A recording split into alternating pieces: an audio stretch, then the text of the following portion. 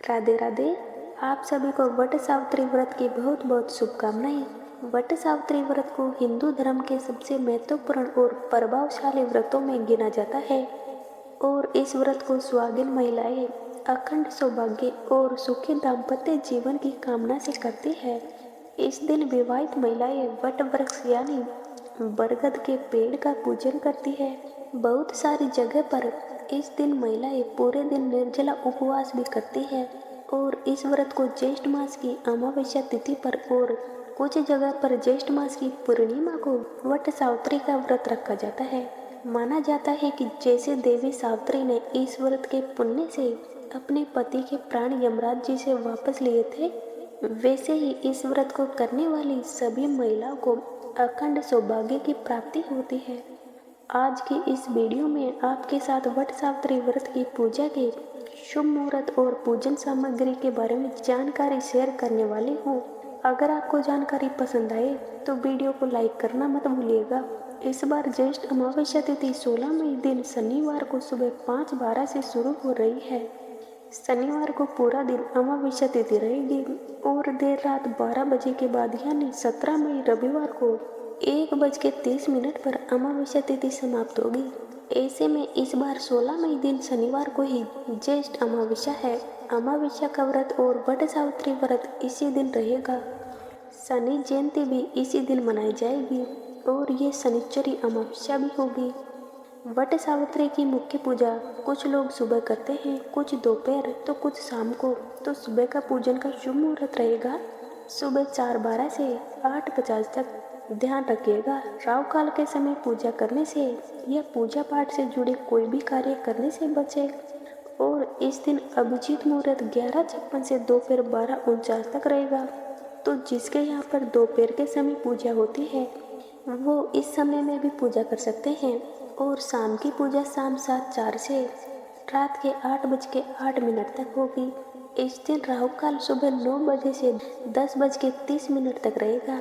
16 मई दिन शनिवार को सूर्योदय होगा सुबह 5:49 पर, सूर्यास्त होगा शाम के 6:57 पर। और इस दिन ब्रह्मा मुहूर्त सुबह 4:12 से लेकर 5 बजे तक रहेगा। तो जितना जल्दी हो सके आप सूर्योदय से पहले उठने का प्रयास करें। अगर हो सके तो ब्रह्मा मुहूर्त में ही उठकर स्नान आदि से निवृत्त होकर हाथ में जल पुष्प अक्षत लेकर व्रत रखने का संकल्प ले सकते हैं। इस व्रत को वैसे तो निर्जल और निराहार ही रखा जाता है, लेकिन किसी के साथ अगर स्वास्थ्य संबंधी कोई परेशानी है तो ऐसे में आप फल लेकर फलों के साथ में या जल के साथ में भी इस व्रत को ग्रहण कर सकते हैं। ऐसे में आप अपने परिवार के किसी भी बुजुर्ग या जो भी अनुभवी महिला है उनकी सलाह से इस व्रत को रख सकती है। किसी महिला को यदि इस बार व्रत रखने में कोई ज़्यादा परेशानी हो तो उनकी जगह पर उनके पति भी इस व्रत को रख सकते हैं। 16 मई को प्रातःकाल 10:26 तक सौभाग्य योग रहेगा और उसके बाद में शोभन योग प्रारंभ हो जाएगा। और ये दोनों ही योग पूजा करने के लिए अत्यंत शुभ फलदायी है। इसलिए इन योगों में वट सावित्री की पूजा पुण्यदायी और फलदायी रहेगी। इस दिन की पूजा में कुछ सामग्री का होना बहुत जरूरी होता है जिनके बिना पूजा अधूरी मानी जाती है। तो आइए जानते हैं पूजा की संपूर्ण पूजन सामग्री के बारे में। क्योंकि वट वृक्ष की पूजा इस दिन की जाती है इसलिए इसे वट सावित्री व्रत कहते हैं। वट यानी बरगद का वृक्ष। बरगद के वृक्ष में भी ब्रह्मा विष्णु और महेश का वास माना जाता है, इसलिए इस दिन बरगद के वृक्ष की पूजा बहुत महत्वपूर्ण होती है।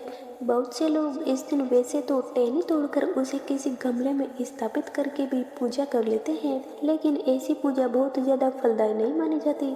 कोशिश करें कि आप किसी प्राचीन बरगद के पेड़ की ही पूजा इस दिन करें।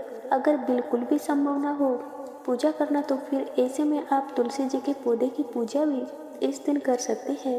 तुलसी जी के पौधे में आप बरगद के वृक्ष का ध्यान करते हुए उनका भी पूजन कर सकते हैं, या फिर आसपास की नर्सरी से भी आप वट वृक्ष का छोटा पौधा लाकर उसे गमले में रोप कर विधि विधान से पूजा करने के बाद आसपास के किसी भी मंदिर में उस पौधे को गमले से ही दान कर सकते हैं या फिर किसी नदी, तालाब या जंगल आदि में वट वृक्ष को रोप भी सकती है। जब आपकी पूजा समाप्त हो जाए उसके बाद किसी भी दिन इस व्रत में सत्यवान और देवी सावित्री की पूजा की जाती है, यमराज जी की पूजा होती है, श्री ब्रह्मा विष्णु महेश की पूजा होती है और गौरी गणेश जी की पूजा होती है। तो ये प्रतिमा आपके पास हो तो ठीक है, नहीं तो आप मिट्टी से भी इनकी मूर्तियाँ बना सकते हैं। श्रृंगार की सामग्री जैसे लाल चूड़ी, सिंदूर, बिंदी, काजल, मेहंदी, अगर हो सके तो नए कोरे वस्त्र इस दिन पहने। नए कोरे वस्त्र पहनना संभव ना हो तो धुले हुए वस्त्र आप पहने और लाल रंग के वस्त्रों का प्रयोग अधिक से अधिक करें। एक दिन पहले ही आप मेहंदी आदि लगा लें। और पूजा की कुछ ऐसी सामग्री है जिसकी तैयारी आपको 1-2 दिन पहले से ही कर लेनी होती है, जैसे कि इस दिन पूजा में काले भीगे हुए चने और गुलगुले का विशेष महत्व होता है। भोजन सामग्री में बरगद के वृक्ष को इनका भोग लगाया जाता है और पारण भी इन्हीं को ग्रहण करके किया जाता है। तो काले कच्चे चने आप 1-2 दिन पहले भिगो लें, अंकुरित हो जाए तब उनको पूजा में प्रयोग करें। बांस का पंखा, जिसे आम भाषा में बीजना भी कहते हैं, और जो भी मौसमी फल इस सीजन में आते हो जैसे तरबूज, खरबूजा आदि और मिठाई पुए। इसके अलावा हवन सामग्री, अगर आप हवन करना चाहते हो, नहीं तो धूप, दीप, घी, रुई की बाती, कपूर, रोली, कुमकुम आदि, पान सुपारी और कलावा या कच्चा सूत जिसे बरगद के हम तने में 108 परिक्रमा करते हुए लपेटते हैं। 108 तने में कलावा लपेटना संभव नहीं होता है, इसलिए 5 या 7 बार, जितनी बार भी आप लपेट पाए उतनी बार लपेट कर आगे की परिक्रमा आप हाथ में चने के दाने या फिर अन्य सामग्री को लेकर कर सकते हैं। जल से भरा हुआ एक कलश, आज के दिन लोग कलश की स्थापना भी करते हैं जैसे बाकी दिनों में नवरात्रि आदि में की जाती है, और अगर आप चाहे तो कलश की भी स्थापना कर सकते हैं। इस व्रत में भी बाई निकाला जाता है। अपने परिवार में अपने से बड़ी किसी सुहागिन महिला को ये बायने के रूप में श्रृंगार की सामग्री, वस्त्र, मिठाई, फल, दक्षिणा आदि दी जाती है, या किसी ब्राह्मणी को भी आप दान में ये सामग्री दे सकते हैं। और व्रत कथा की पुस्तक आपके पास होनी चाहिए। अगर पुस्तक नहीं है तो मोबाइल के माध्यम से भी आप कथा का श्रवण कर सकते हैं, या आसपास अगर सामूहिक रूप से ये पूजा हो रही हो तो वहाँ पर भी आप जाकर कथा का श्रवण कर सकते हैं। तो ये थी कुछ खास सामग्री। इसके अलावा सभी लोग अपने अपने सामर्थ्य और अपने समय के अनुसार, अपनी मान्यताओं के अनुसार सामग्रियों को बढ़ा या कम कर सकते हैं। किसी सामग्री का अभाव हो तो उसका मन में ध्यान करके आपने जो भी पूजन सामग्री के स्थल पर वट वृक्ष है या फिर सत्यवान सावित्री जी की प्रतिमा है, उन्हें आप अर्पित कर सकते हैं। क्योंकि मन से लगाया गया कोई भी भोग या मन से की गई कोई भी विधि हो, वह भी पूर्ण हो जाती है। तो ये थी आज की वीडियो। उम्मीद है जानकारी आपको पसंद आई होगी। इस दिन हमारे चैनल पर आप व्रत की कथा भी जरूर सुनिएगा।